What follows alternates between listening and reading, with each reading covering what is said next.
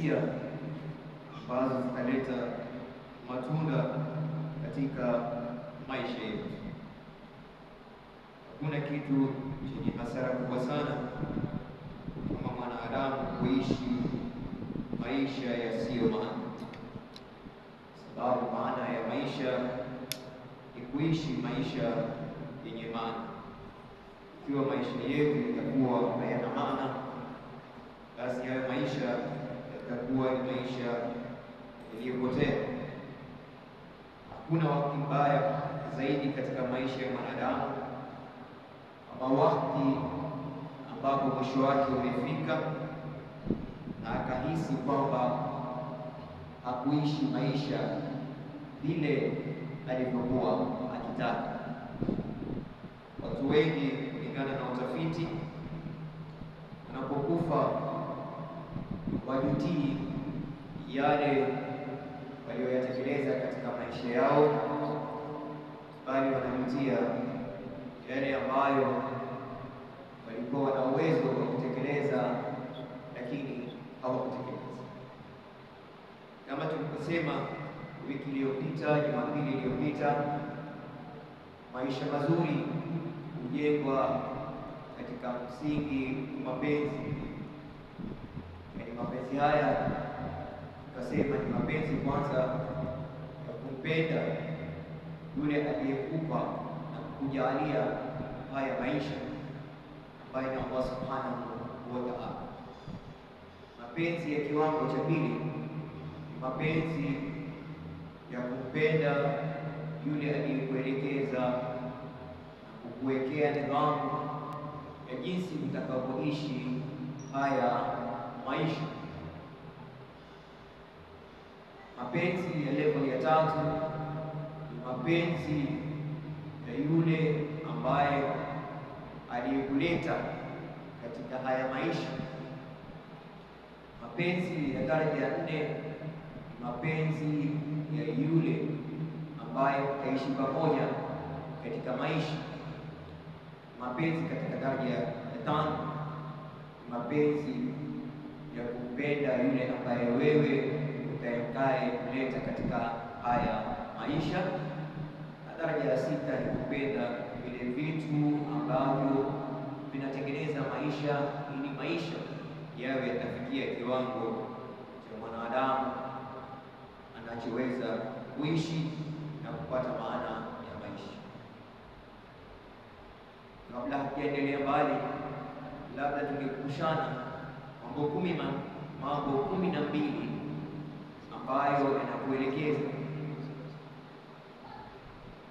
katika ukweli wa maisha ambayo tunaishi, kwa sababu pindi kisha kujua ukweli wa maisha, basi kuishi itakuwa ni rahisi na maisha yatakamilika na wewe utafurahika na Allah Subhanahu wa Ta'ala atakujalia nyingi baraka, na baadaye katika pepo ya Allah ndipo utakaposhuka, kwa sababu wewe haukuwa mtu mwenye kuhangaika, bali kuifuata njia ambayo unajua itakuletea baraka. Jambo la kwanza la msingi la kulifahamu ni kwamba kila mmoja wetu lazima atayatoka haya maisha. Kullu nafs dha'iqatul maut, yani kila mmoja wetu aishi atakapoishi, lakini siku moja itamlazimu kuyaacha haya maisha ya duniani. Anasema katika saikolojia kuna vipindi viwili muhimu sana katika maisha yetu, na vipindi hivi ni vipindi vya kwanza.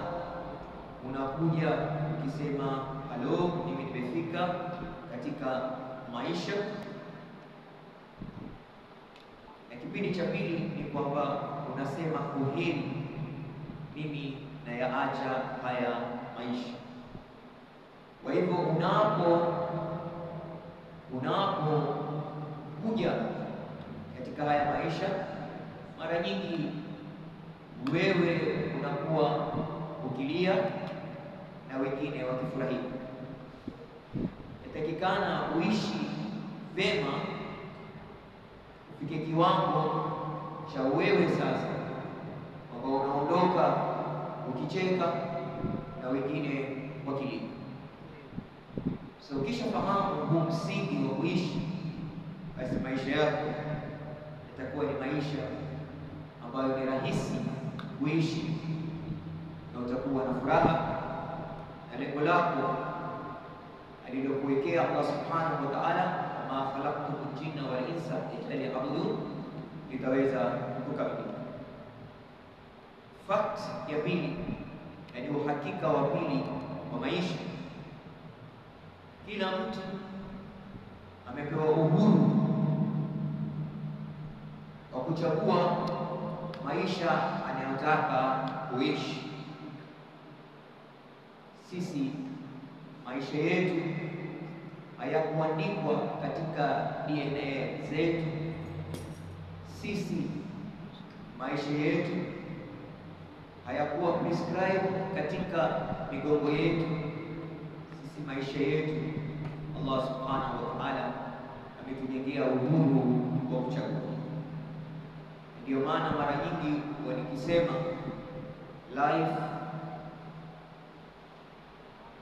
life is between B and D, lakini between the B and D there is a C. Hii C inamaanisha kwamba sisi we choose jinsi ambavyo tunataka kuishi. Kwa hivyo wengine tunachagua njia nzuri ya kuishi maisha yetu, na wengine tunaingia katika mitihani ya kuharibikiwa na maisha yetu. Wengine tunachagua njia mbaya za kuishi maisha yetu. Kwa hivyo kila unapoishi yatakikana ujue kwamba maisha ni chaguo. Kwa hivyo chagua yaliyo mazuri, usichague yaliyo mabaya. Ukichagua yaliyo mazuri, maisha yanakuwa mazuri, na ukichagua yaliyo mabaya, maisha yanakuwa mabaya. Uhakika wa tatu ambao unapatikana katika maisha yetu kwamba hamna mwanadamu aliyekamilika. No one is perfect. Sisi sote tunajitahidi kwa uwezo wetu ili kusudi siku moja tuwe tutakuwa watu tunaoishi maisha ambayo yamekamilika, ili kusudi na sisi tupate kufurahika.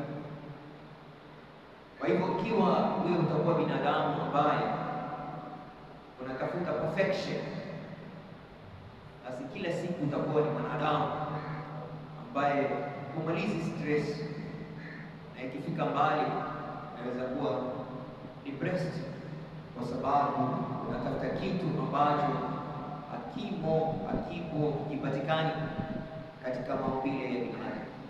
Kule binadamu hapa wa khairu khata'un at-tawwab. Kila mwanadamu kufanya makosa, na mzuri katika kufanya makosa yule ambaye pindi akijua amekosa anarudi nyuma na anarekebisha makosa yake na anatengeneza maisha yake.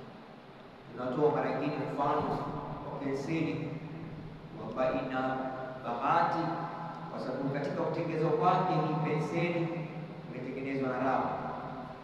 Ikiandika vitu ambavyo haviridhishi, ina uwezo wa kufuta. Na mimi na wewe tukijihisi, tukijikuta tumefanya vitu ambavyo haviridhishi, basi hata sisi pia Mwenyezi Mungu Subhanahu wa Ta'ala ametupa raba, kwa sababu moja ya katika rahma za Allah Subhanahu wa Ta'ala ni kwamba ameumba maghfira, ameweka maghfira, ameweka msamaha. Inna Allaha Ghafurur Rahim, katika majina yake matukufu na mazuri mmoja wapo Al-Ghaffar, kwamba yeye at-Tawwab, yeye ni mwenye kughfiri watu dhambi, ni mwenye kukubali toba za watu. Kwa hivyo mwanadamu hafai kuendelea na makosa ya maisha akigundua kwamba anayoyafanya ni mambo ya makosa. Kitu ambacho kinaweza kumsaidia ili aweze kuishi maisha mazuri ni kuhakikisha kwamba kila anapokosa anafanya juhudi kuyafuta makosa yake na kuendelea na maisha mazuri. Wanasema making a mistake is not a mistake, but repeating a mistake, that is what is a mistake. Kufanya makosa sio makosa yenyewe. Makosa yenyewe ni kurudia ile kosa ambalo umelifanya. Kosa na makosa katika maisha yataka yawe ni mafunzo kwetu sisi, ili tusome zaidi jinsi ya kuishi mbele. Kwa hivyo usivunjike moyo pale unapofanya makosa. Tumia fursa ile ujifunze ili usirudie lile kosa. Tumia fursa ile ujifunze kwamba kuna njia bora zaidi ya kuishi maisha mazuri zaidi, ili kusudi upate kufaulu zaidi katika maisha yako. Ndugu zangu, uhakika wa nne katika maisha ni nidhamu, na kila nidhamu ina sheria zake. Kwa hivyo ukitaka kuishi maisha mazuri ni lazima ufuate nidhamu za maisha. Bila ya kufuata nidhamu zilizowekwa za maisha na Allah subhanahu wa ta'ala, kila siku utakuwa ni mtu mwenye kufanya makosa, na baadaye maisha yatakuwa ni magumu kwako wewe kuyaendeleza, kwa sababu hutaki kufuata nidhamu ya maisha. Kwa hivyo maisha ni nidhamu, lazima uyawekee hamu, ndio mazuri yatadumu ya kumkumbuka karimu, na ukitafuta kwa wingi njema iliyo elimu, ili kusudi siku moja usimame na useme maisha yangu yametimia. Uhakika wa sita wa maisha, uhakika wa tano wa maisha ni kwamba kila kilichoko katika maisha kina mwisho. Kwa hivyo usiwe mtu ambaye unashikilia mambo kwa moyo wako wote. Ni lazima ujifunze kwamba kila lililo na mwanzo lina na mwisho. Watu wengi wanavunjika mioyo, wanapata stress katika maisha yanakuwa magumu vitu fulani vinapokwisha. Ni lazima uwe na imani kwamba kuna siku moja ni yako ambayo itakuwa nzuri katika maisha yako, na kuna siku moja itakuwa mbaya ambayo itakuwa mambo mazito katika maisha yako. Ukiishi maisha yako, ishi ukiamini maisha yana siku mbili pekee yake. Siku moja, siku yako ya kufurahia, lakini kuna siku moja ambayo ni siku ya huzuni. Ukikubali kwamba furaha na huzuni ndivyo vinavyojenga maisha, unapofikwa na huzuni haiwezi kukuangamiza, kwa sababu ulikuwa ukitarajia. Kuna siku utapata na kuna siku utapata. Kuna siku utakuwa nacho na kuna siku utakosa. Kuna watu watakupenda na kuna watu watakuchukia. Kuna hali itakuwa ni nzuri hali itakuwa ni mbaya. Haya ndiyo mambo ambayo yatakikana tuwe tunatarajia katika maisha yetu, ili kusudi yanapotufikia tukifuraha, tukiwa na furaha, tukifurahi, tusifurahi mpaka tukavuka mipaka ya Allah subhanahu wa ta'ala. Na tunapohuzunika, tunapopata na misiba, yasitupitishe mipaka ya Allah subhanahu wa ta'ala. Ni muhimu kuishi maisha yenye ratili, yenye balance, ili uwe ni mtu ambaye ni wastani. Na dini yetu kwa bahati nzuri ni dini ya wastani, si dini yenye uzito wa kutuangusha chini. Ni dini inayotujenga ili tuwe watu wenye thamani. Kuntum khayra ummatin ukhrijat lin-nas ta'muruna bil ma'ruf wa tanhauna 'anil munkar. Nyinyi Waislamu ni watu ambao ni bora kuliko watu wengine wote waliokuja kabla yenu, kwa sababu nyinyi Waislamu kila wakati huwa mnaamrishana kufanya mema, na kila wakati huwa mnakatazana kufanya mabaya. Kwa watu ambao wako katika juhudi ya kusaidiana kufanya maisha yawe sahali, kuepushana wasiingie motoni na kuhimizana ili kusudi waende peponi, au ni watu wenye ubora wa hali ya juu sana katika maisha yao. Na watu wanaoishi maisha kama hayo, basi maisha yanakuwa ni mazuri kwao. Ndugu zangu, katika hakika ya sita ni kwamba mwanadamu Muislamu mu'min ni lazima kila siku awe ni mtu anafurahia neema ndogo ndogo za Allah subhanahu wa ta'ala.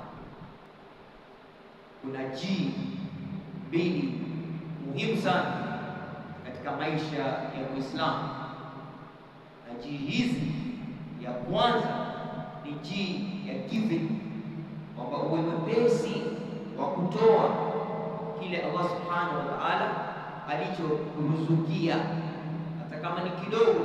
Kile ulicho nacho uwe na tabia, uwe na desturi ya kukitoa,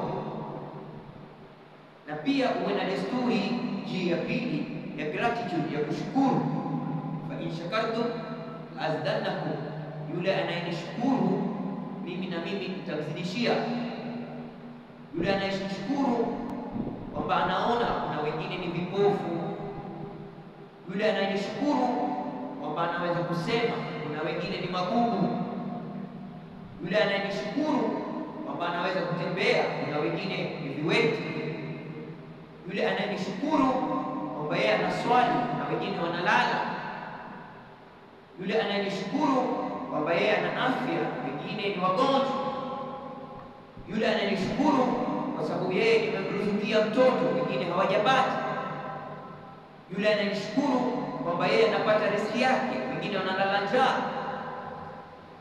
La kulli hal, katika kila neema ya Allah aliyotujalia sisi kama waumini, sisi kama Waislamu, sisi kama binadamu, yatakikana tuwe ni watu ambao tuna shukrani nyingi za dhati kwa Allah subhanahu wa ta'ala. Sisi leo tuko hapa katika neema ya Allah subhanahu wa ta'ala kwa sababu Mtume sallallahu alayhi wasallam anasema kuna kikundi cha malaika maalum ambao kazi yao ni kutembea katika ulimwengu kutafuta watu waliokusanyika kwa sababu ya kumtaja Allah subhanahu wa ta'ala, kwa sababu ya kuelezana mazuri na kukatazana mabaya. Na mmoja wao katika hao malaika akipata kuona kikundi cha watu kimekaa kinasikiliza maneno ya Allah subhanahu wa ta'ala, basi kinanadi, kinapiga kelele kuambia malaika wale wengine, nimewaona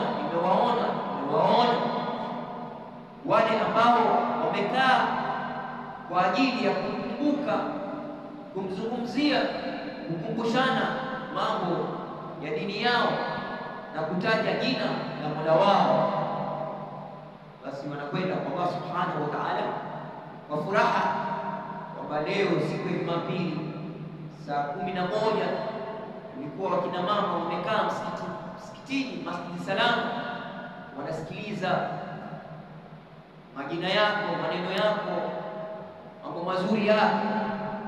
Allah subhanahu wa ta'ala akawauliza wale malaika, walikuwa wanakaa kwa sababu gani? Ni sababu gani iliwafanya wakae pamoja ili kutaja jina langu? Malaika wakasema, kwa sababu wanataka radhi yako, wanataka kukurudisha wewe. Wameacha majumba yao, wameacha wazee wao, wameacha watoto wao ili kukumbuka wewe ya Allah subhanahu. Sababu ya pili, wanaomba msamaha. Wao ni binadamu, wanafanya makosa, wanaomba msamaha. Na ya tatu, sema wanatamani pepo yako ya Allah subhanahu wa ta'ala. Mwenyezi Mungu subhanahu wa ta'ala anajibu kuambia malaika, nimewajalia, nimewakubalia yale matakwa yao yote. Kwa hivyo ukiwa umetoka nyumbani kwako kwa sababu ya kuja hapa kupata elimu na nasaha, kwa sababu dini nasiha, dini ni kunasihiana na kukumbushana kila siku, basi ujue kutokea ulipotoka kulingana na Bwana Mtume Muhammad sallallahu alaihi wasallam kuja hapa mpaka utakaporudi nyumbani kwako uko katika njia ya kumridhisha Allah subhanahu wa ta'ala. Mtu yoyote anayetoka nyumbani kwake kwa sababu ya kutafuta na kusikiliza elimu, basi kila kilichoumbwa katika dunia na Allah subhanahu wa ta'ala huwa kinamwombea msamaha. Wanyama wanamwombea msamaha, miti inamwombea msamaha, majabali yanamwombea msamaha, na Mwenyezi Mungu anapoomba msamaha anasamehe. Mtu yoyote anayetoka nyumbani kwake ili kusudi kwenda mahali kupata elimu, kupata nasaha, basi Allah subhanahu wa ta'ala anamfanyia njia ya kwenda peponi iwe nyepesi, iwe rahisi. Kwa hivyo ni muhimu tuwe tunakuwa na ile hamu ya kutaka kuhudhuria vikao kama hivi na vikao vingine, kwa sababu vina baraka kubwa na nyingi sana. Kuna faida kubwa na natija nyingi ya mwanadamu anapokaa katika kikao ambacho jina la Allah subhanahu wa ta'ala linatukuzwa. Takbir, Allahu akbar. Jina la Allah linatajwa, jina la Bwana Mtume subhanahu wa ta'ala linatajwa sallallahu alayhi wasallam. Kwa hivyo ni muhimu kuzingatia yale mambo ambayo yana uhakika katika maisha yetu. Hakika nyingine ambayo ni hakika ya saba ni kwamba ni lazima tuwe wa kweli katika maisha yetu, kwa sababu maisha hayawi mazuri kwa bahati mbaya, hayawi mazuri kwa bahati mbaya. Kila jambo ni lazima lipangwe ili liweze kuwa zuri. Hakuna aliyezaliwa kwa bahati mbaya. Kila aliyezaliwa amezaliwa kwa lengo fulani katika hii dunia. Hakuna aliyekuja katika ulimwengu by mistake. Hakuna. Kila mmoja wetu amekuja katika ulimwengu kwa sababu Allah subhanahu wa ta'ala amechagua wewe na mimi tuwe katika huu ulimwengu kwa sababu muhimu ya maisha yetu ya hii dunia na maisha yetu ya kesho akhira. Allahumma atina fid dunya hasanatan wa fil akhirati hasanatan wa qina adhaban nar. Mwenyezi Mungu atujalie tuwe na maisha mazuri katika hii dunia na maisha mazuri kesho akhira, na tuepushe na moto kali, tusalimike na tuingie katika pepo ya Allah subhanahu wa ta'ala. Uhakika wa nane ni kwamba usiwe mtu wa kulalamika ovyo ovyo katika maisha yako. Unapoona mambo yameanza kuharibika, basi chukua hatua inayofaa ili uweze kuitekeleza. Wanasema penda kama mshairi anavyopenda, fanya kazi kama injinia anavyofanya kazi, kuwa na bidii na hima kama mwalimu anapofundisha au mzazi anapolea, kuwa mtu ambaye anataka mambo yake yawe yatakuwa yanapendeza katika maisha yake, kama architect anapokaa kuchora nyumba zake ambazo zitajengwa. Kuwa na huruma na maisha yako na maisha ya watu wengine, kama Bwana Mtume Muhammad sallallahu alaihi wasallam alipokuwa na huruma na maisha yetu. Kuwa na subra ambayo itakuokoa na madhara ya maisha yetu ya leo, kama Nabii Ayub alipokuwa na subra na mtihani wa maradhi aliyopewa na Allah subhanahu wa ta'ala. Kuwa na ruwaza ambayo unaikimbilia katika maisha yako bila ya kupumzika na kuogopa matokeo yako, kama Yusuf alayhi salam alipokuwa anaifuatilia na kuikimbilia ruwaza ya kuwa siku moja atasujudiwa, atakuwa mtukufu, atakuwa na cheo katika maisha yako. Kuwa na subra na muombaji Mungu ili akufungulie maisha yako, akupe utajiri na mali, kama alivyompa Nabii Suleiman alayhi salam mali na utawala katika maisha yako. Kuwa mtu ambaye unafanya mambo mazito na maajabu, kama Nabii Daud alivyokuwa akitumia na akiyavunja majabali kwa ustadi mkubwa sana aliopewa na Allah subhanahu wa ta'ala. Kuwa na uwezo wa kuingiliana na wanyama na maumbile Allah subhanahu wa ta'ala, kama alivyokuwa Nabii Suleiman katika wakati na kipindi chake.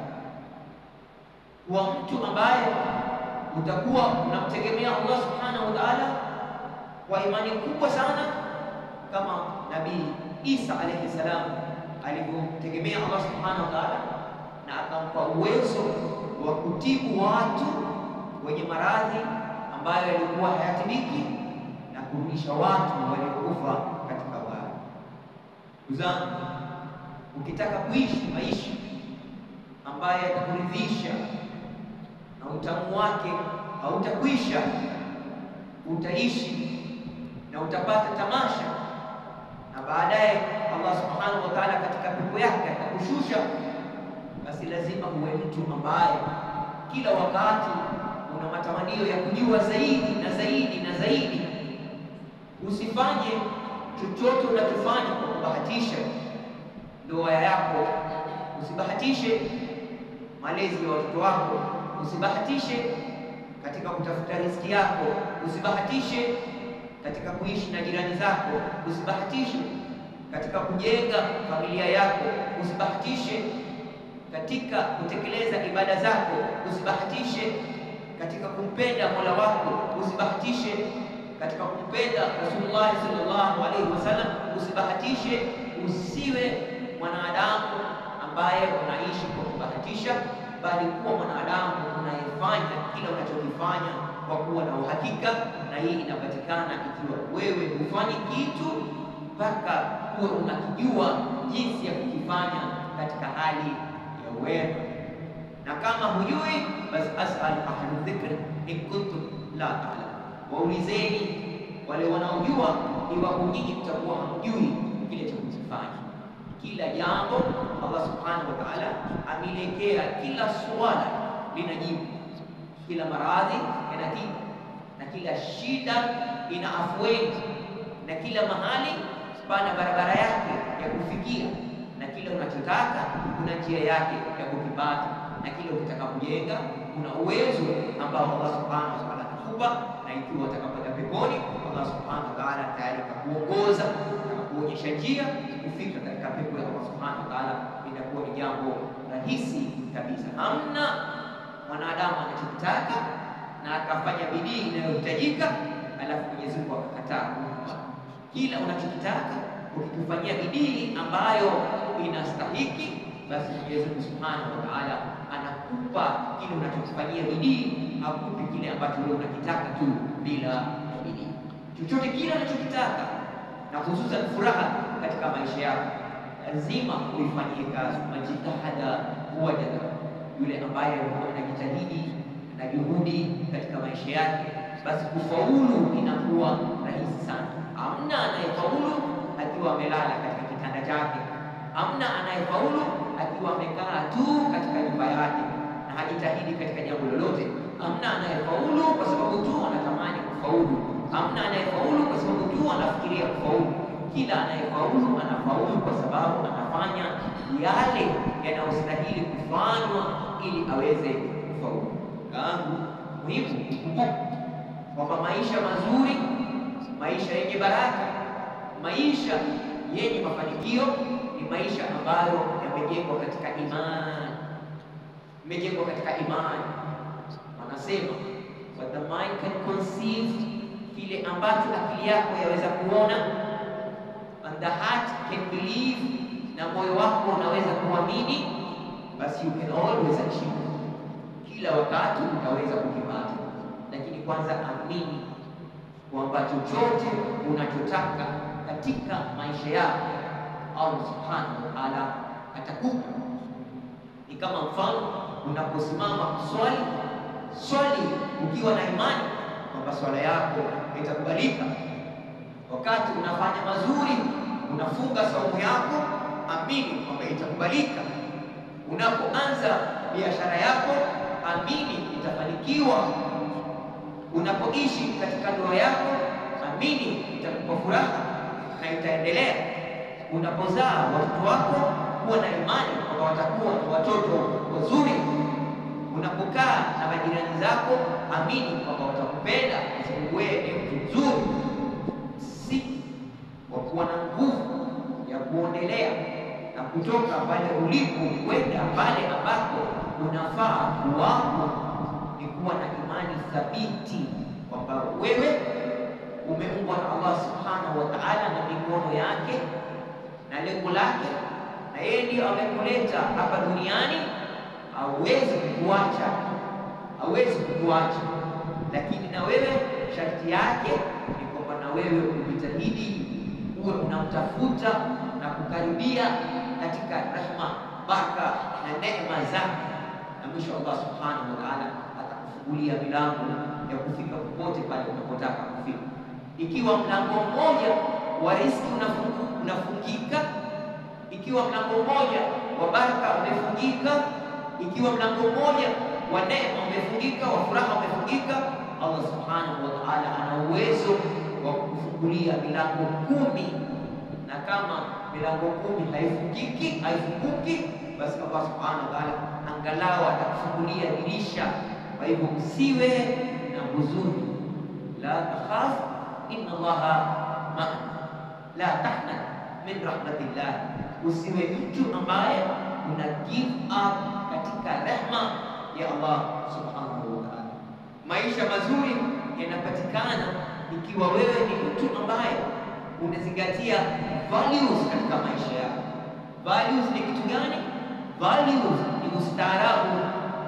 Values ni yale mambo ambayo yanakupa heshima katika maisha yako, na kuna kujengea neema na inakufanya wewe mtu mwema. Kusema ukweli ni value. Kuwa na subra ni value. Kukubali tofauti za kibinadamu ni value. Kuhimizi au kuhamasisha amani katika jamii ni value. Ukiwa mtu ambaye unapenda amani, upendi vita, ni value. Ikiwa wewe ni mtu wa wastani au jionyeshi, hiyo ni value. Ikiwa wewe ni mtu ambaye kila wakati una furaha, hiyo ni value. Ikiwa wewe ni mtu ambaye unajitahidi ili kupata uhuru wa maisha yako, hiyo ni value. Ikiwa wewe ni mtu ambaye unahurumia wale ambao wako chini yako, wale ambao wana shida, wale ambao wana tabu, wale ambao wana maradhi. Hiyo ni value. Ikiwa wewe ni mtu ambaye unafahamu, unaelewa kwamba ikiwa maisha yako yatabadilika ni wewe utakayeyabadilisha, hiyo ni value. Ukiwa wewe ni mtu ambaye kila siku unahimiza umoja wa Waislamu, waqtasimu bihablillahi jami'an wala tafarraqu, ikiwa wewe unajenga umoja wa familia yako, umoja wa jamii yako na umoja wa Mungu wako, hiyo ni value. Ikiwa wewe unaunganisha akili yako, hisia zako na vitendo vyako, hiyo ni value. Ikiwa wewe ni mtu ambaye kila siku unahimiza mazuri na unakataza mabaya, hiyo ni value.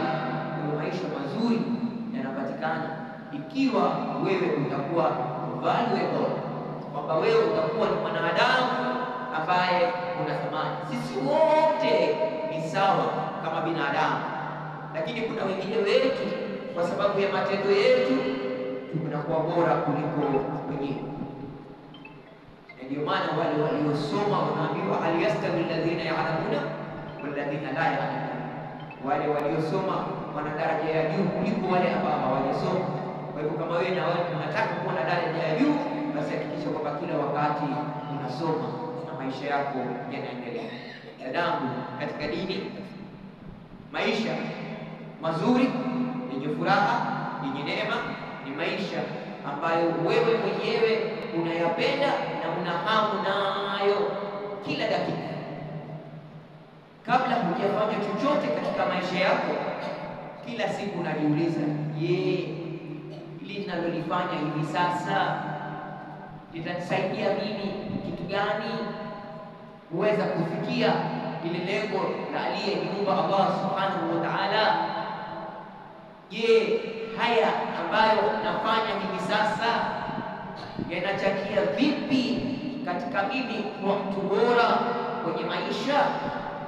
Haya maneno yangu ambayo ninazungumza na kuyasema kila wakati yanaongeza nini katika mizani ya thamani yangu?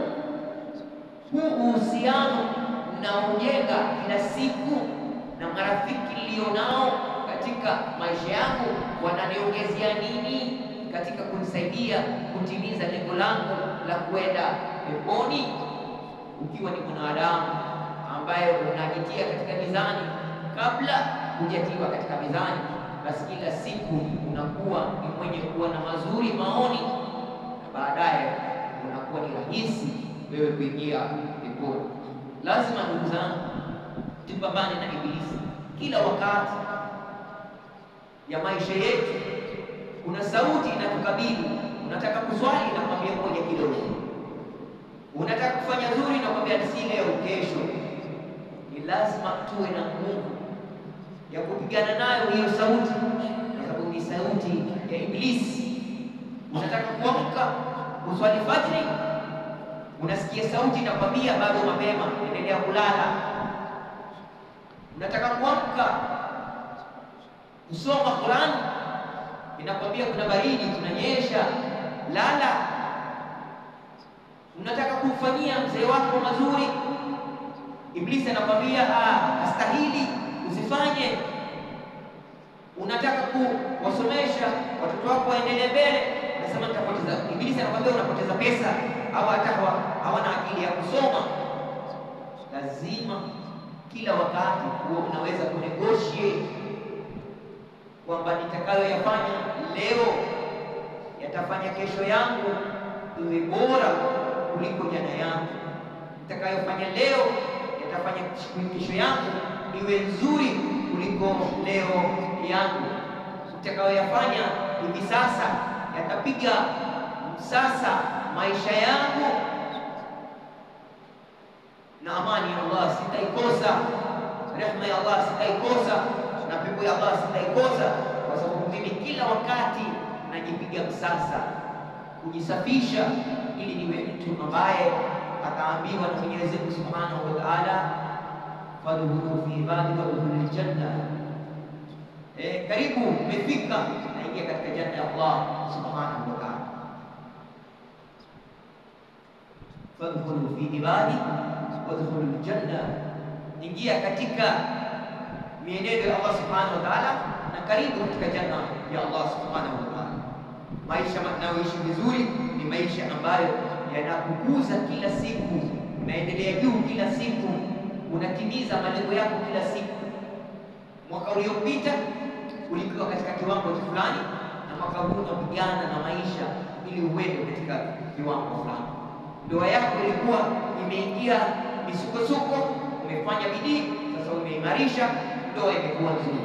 Watoto wako walikuwa wanakusumbua, hawataki kwenda shule, hawataki kwenda madrasa, umekaa nao chini, umewapatia nasiha. Kila siku lazima upigane jihad. Sababu jihad si kwenda tu kupigana katika vita na upanga. Jihad ni kupigana na maisha ili yawe bora kila siku, ili kusudi upate rehma na neema ya Allah subhanahu wa ta'ala. Ndugu zangu, ni muhimu kuzingatia kwamba katika maisha yetu kuna mambo 12 tukiyafanya maisha yetu yatakuwa ni maisha ya furaha. Jambo la kwanza la muhimu sana ni kwamba kila wakati uwe mwanadamu ambaye unamshukuru Allah subhanahu wa ta'ala. Sema alhamdulillah, alhamdulillah, alhamdulillah. Kila wakati hiki kilima, hili neno lisikutoke katika ulimi wako. Katika kila hali wewe sema alhamdulillah, alhamdulillah, kwa sababu kila ukimshukuru Allah, Allah anakutengenezea maisha yako, anakuwa mazuri kila wakati. Ya pili, hakikisha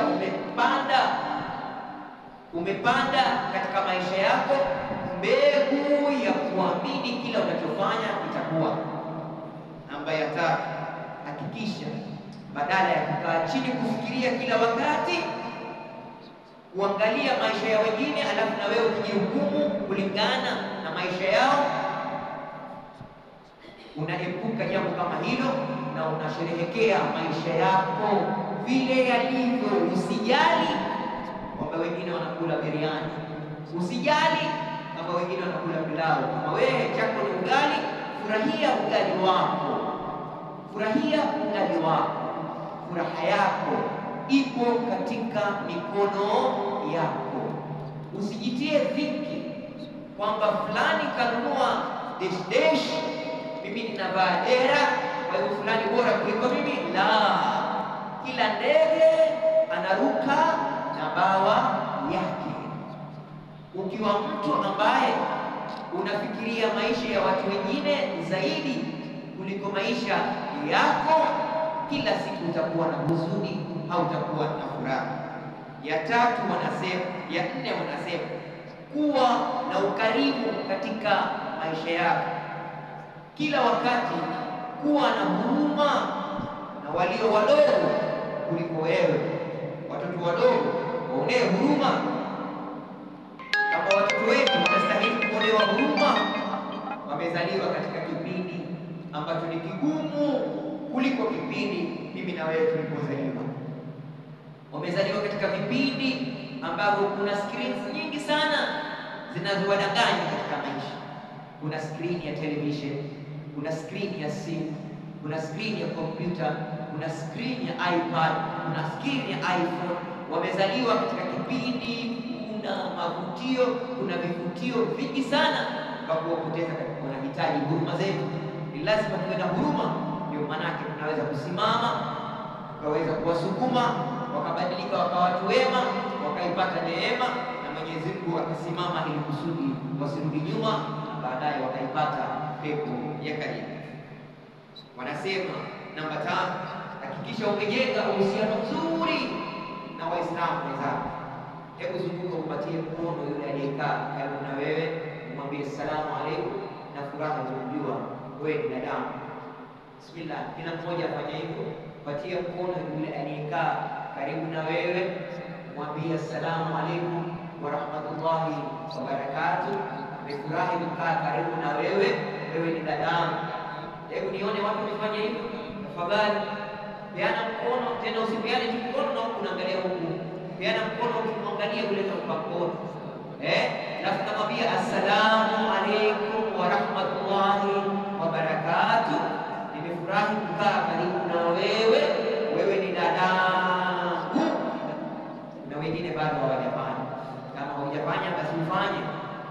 Fanya hivyo, shika mkono mwenzako kwa dakika moja angalau, usipe tu alafu ukatoka.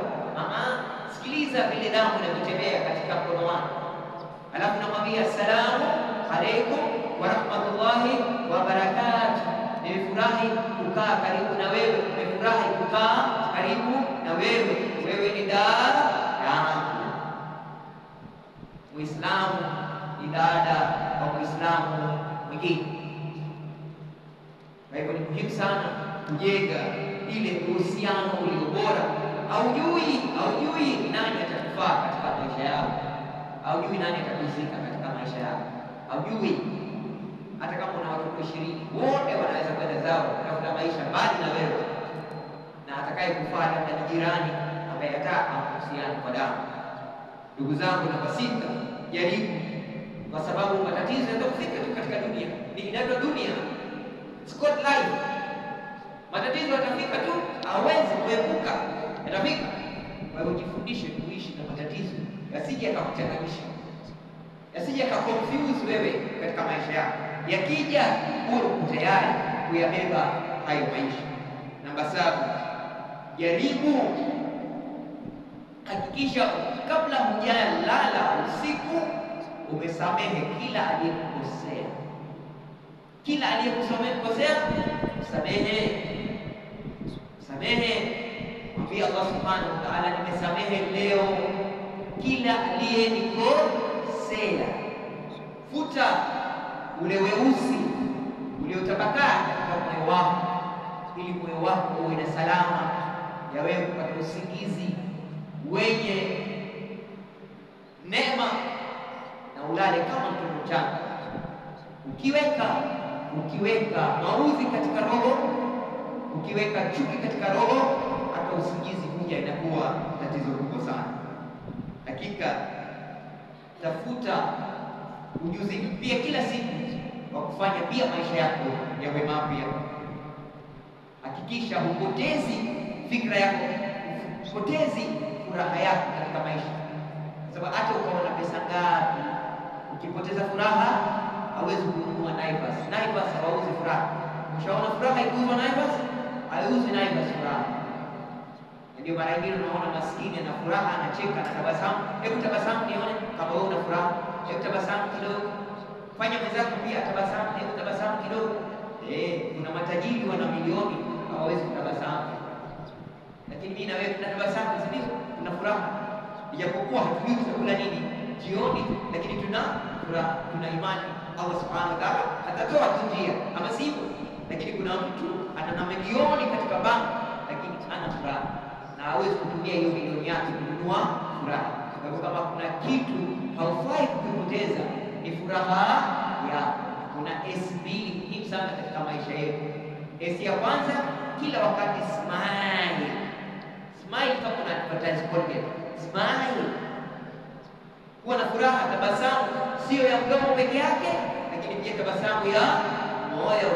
Mahali ambapo unajua ukisema sana utaleta vita, nyamaza.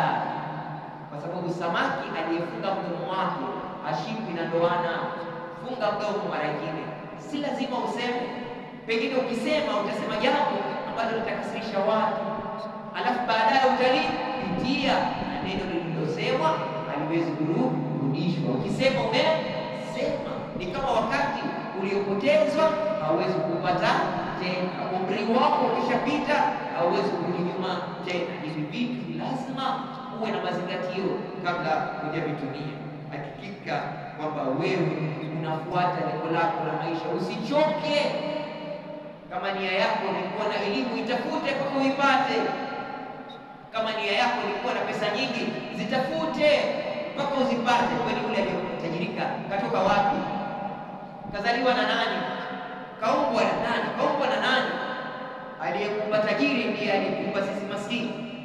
Kwa hivyo sisi pia tunaweza kutajirika, lakini lazima tutafute njia za halali za kupata huo utajiri ambao utakuletea baraka.